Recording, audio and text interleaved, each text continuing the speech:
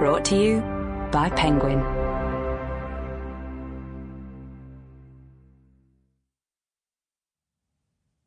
"16th Seduction." Written by James Patterson and Maxine Petro. Read by January LaVoy. For Harry Cronin. Prologue. The Man Known as Jay. 1. That muggy morning in July, my partner, Rich Conklin, and I were on stakeout in the Tenderloin, one of San Francisco's sketchiest, most crime-ridden neighborhoods. We had parked our 1998 gray Chevy sedan where we had a good view of the 6-story apartment building on the corner of Leavenworth and Turk.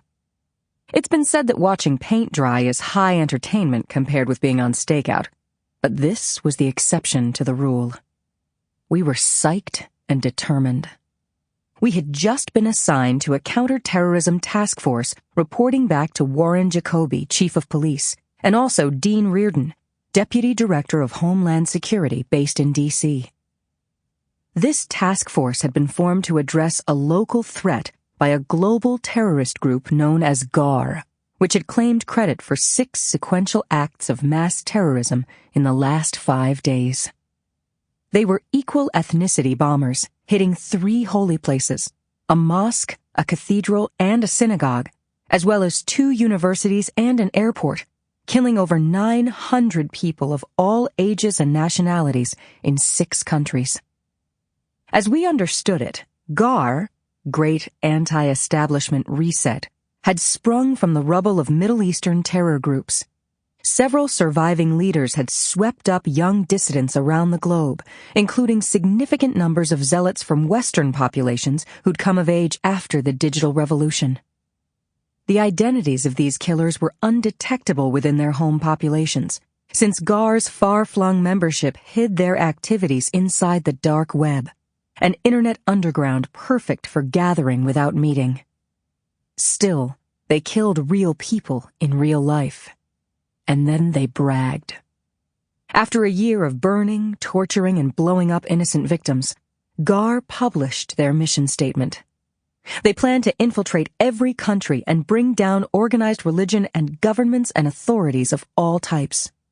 Without a known supreme commander or national hub to target, blocking this open-source terrorism had been as effective as grasping poison gas in your hand. Because of GAR's unrelenting murderous activities, San Francisco, like most large cities, was on high alert on that 4th of July weekend. Conklin and I had been told very little about our assignment, only that one of the presumed GAR operatives, known to us as Jay, had recently vaulted to the #1 spot on our government's watch list. Over the last few days, Jay had been spotted going in and out of the dun-colored tenement on the corner of Turk and Leavenworth, the one with laddered fire escapes on 2 sides, and a lone tree growing out of the pavement beside the front door. Our instructions were to watch for him. If we saw him, we were to report his activities by radio, even as eyes in the skies were on this intersection from an AFB in Nevada or Arizona or Washington, D.C. It was a watch-only assignment, and when a male figure matching the grainy image we had, of a bearded man, 5'9", hat shading his face, left the dun-colored apartment building, we took note. When this character crossed to our side of the street and got into a white refrigerator van parked in front of the TL Market and Deli, we phoned it in. Conklin and I have been partners for so many years and can almost read each other's minds. We exchanged a look and knew that we couldn't just watch a suspected terrorist pull out into our streets without doing something about it. I said, "Following is watching." Rich said, "Just a second, Lindsay, okay?" His conversation with the deputy was short. Rich gave me the thumbs up and I started up the car. We pulled out 2 car lengths behind the white van, driven by a presumed high-level terrorist known as Jay.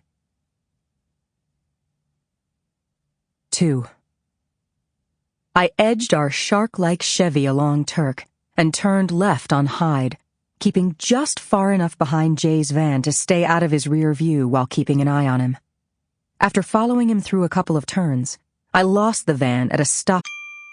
Sample complete. Ready to continue?